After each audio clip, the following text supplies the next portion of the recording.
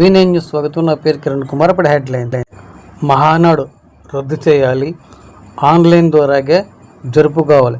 తెలుగు శక్తి అధ్యక్షుడు BV Ram demand. అందరికీ నా ఉదయపూర్ నమస్కారాలు. ఈరోజు పెందుతులో ప్రెస్ మీట్ ఏర్పాటు చేయడానికి ముఖ్య ఉద్దేశం ఏదైతే ప్రధానమంత్రి నరేంద్ర మోడీ గారు పిలిపించారో దీన్ని అన్ని రాష్ట్రాలు ప్రభుత్వాలు ఆచరించే సమయం ఆశ్రమం చెప్పి మనం చేస్తున్నాం.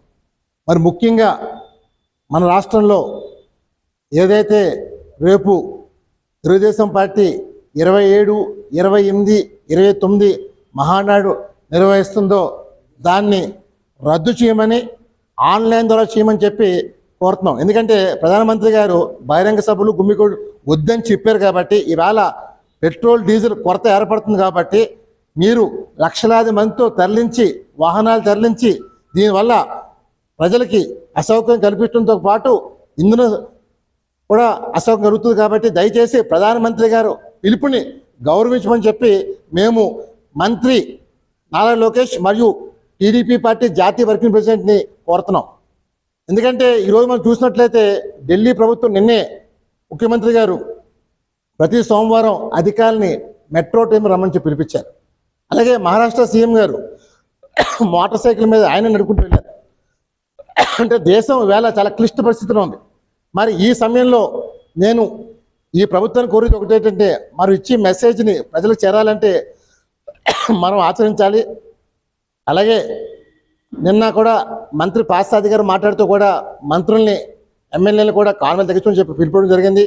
నేను ఒకటే కోరుతున్నారు, కాన్వేలు కాదు, మన పార్టీ చిహ్నమైన సైకిల్ పైన వెళ్తే ఒక నూతన మెసేజ్ ఇచ్చడం అవుతుంది. డెఫినెట్గా ఇవాళ ఇంధనం కొరతని మనం నివారణ అవుతాం మనం చేస్తాం. అలాగే ఏదైతే ప్రధానమంత్రి గారు ఇవాళ బంగారం కొనొద్దంటున్నారు, అలాగే ఫెస్టివల్స్ని అన్నీ తగ్గించమంటున్నారు. అన్నీ ప్రజలు ఏం జరుగుతుందో అర్థం కావట్లేదు. ఏదో ముప్పు ఉందనేది అర్థమవుతుంది ప్రధాని గారి మాటల్లో. మరి ఒకటే కోరుతున్నారు, ప్రజలు అప్రమత్తంగా ఉండాలని కోరుతున్నాను.